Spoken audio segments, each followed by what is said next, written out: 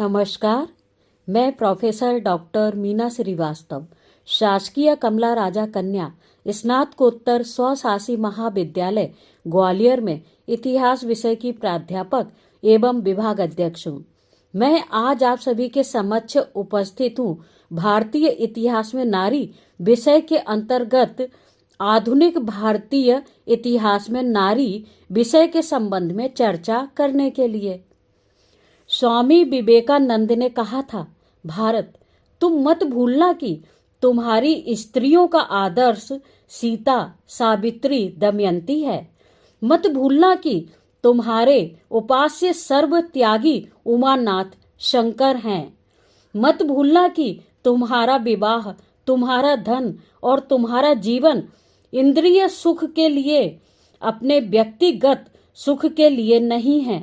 मत भूलना कि तुम जन्म से ही माता के लिए बलि स्वरूप रखे गए हो।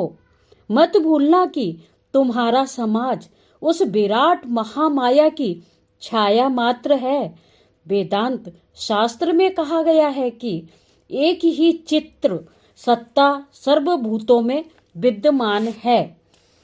यदि वैदिक युगीन नारियों में अहिल्या, घोषा, मैत्रेयी, गार्गी, खना जैसी विदुषी स्त्रियां थीं और घोषा ने तो ऋग्वेद में मंत्रों की भी रचना की है, इसी कारण उन्हें ऋषि समान माना जाता है। तब वैदिक युग के उपरांत ऐसी कौन सी बात आ गई जिसके कारण यह कहा जाने लगा कि महिलाओं को घर की चार दीवारी में कैद रहकर कार्य करना होगा। आधुनिक काल में स्वामी विवेकानंद, राजा राम मोहन राय एवं अनेक समाज सुधारक महिलाओं के उत्थान के लिए कार्यरत हुए। आधुनिक भारतीय समाज में भारतीय संविधान के प्रावधानों के अनुसार अनेक अधिकार महिलाओं को प्रदान किए गए हैं, जैसे कि मौलिक अधिकार के अनुच्छेद 15 में धर्म, मूल वंश, जाति व जन्म स्थान के साथ साथ लिंग के आधार पर भी भेदभाव करने की मनाही की गई है, ताकि स्त्रियां अपने प्राकृतिक दायित्व को निभा सकें और सदियों से चले आ रहे शारीरिक, मानसिक, आर्थिक व सामाजिक शोषण का सामना कर सके। आधुनिक काल में भारतीय महिलाओं के विकास एवं अनेक प्रकार की सुरक्षा हेतु कानून निर्मित किया गया है, जैसे कि सती प्रथा निषेध अधिनियम 1829 एवं 1987 के द्वारा सती प्रथा पर रोक लगाकर इसे दंडनीय अपराध घोषित किया गया है। अनुच्छेद 23 में भारतीय संविधान भाग 111 में अवैध व्यापार से वेश्यावृत्ति अधिनियम 1986 के द्वारा महिलाओं एवं बालिकाओं के यौन शोषण को रोकने, अश्लील प्रदर्शन पर रोक लगाई गई है। 1992 अनुच्छेद 05 में किशोरी बालिका योजना के द्वारा 11 से 18 वर्ष की आयु वर्ष की स्कूल छोड़ी गई किशोरियों आंगनबाड़ी केंद्रों में स्वास्थ्य, पालन पोषण इत्यादि की शिक्षा प्राप्त करेंगी, ताकि भविष्य में अच्छी माता होने का परिचय दे सकें। प्रसव पूर्व भ्रूण परीक्षण तकनीक अधिनियम 1994 के द्वारा कन्या भ्रूण की गर्भ में ही समाप्त कर देने की स्थिति पर रोक लगाई गई है।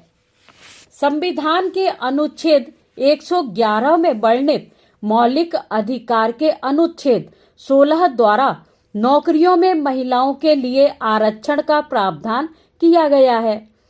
संविधान के 73वें व 74वें संशोधन के द्वारा पंचायत में महिलाओं के लिए 33% आरक्षण दिया गया है, ताकि ग्रामीण क्षेत्रों में भी महिलाएं पर्दे से निकलकर देश हित में कार्य कर सकें। अनुच्छेद 325 के द्वारा महिलाओं को पुरुषों के समान चुनाव में लड़ने और खड़े होने का अधिकार प्रदान किया गया है।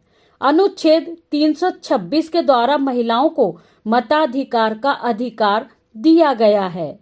अंतर्राष्ट्रीय प्रतिनिधित्व के अंतर्गत विश्व की अन्य महिलाओं के समान ही भारतीय महिलाओं को भी अंतर्राष्ट्रीय स्तर पर प्रतिनिधित्व करने के अवसर प्राप्त हैं। अब हम बात करेंगे मूल्यांकन एवं निष्कर्ष की।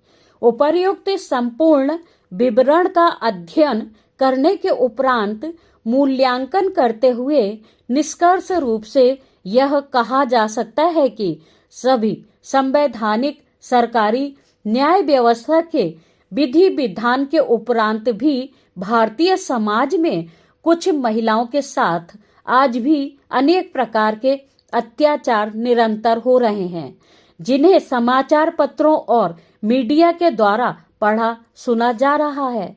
इसका मुख्य कारण है महिलाओं को कानूनी नियमों का ज्ञान न होना। अतः विभिन्न कार्यक्रमों के आयोजन के द्वारा जागृति फैलाने के भरकस प्रयास किए जा रहे हैं और न्याय भी दिलाए जा रहे हैं।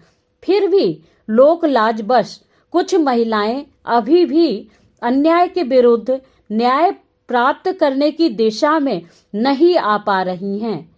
यद्यपि आधुनिक काल में महिलाओं की स्थिति मध्यकाल की तुलना में बहुत अच्छी है।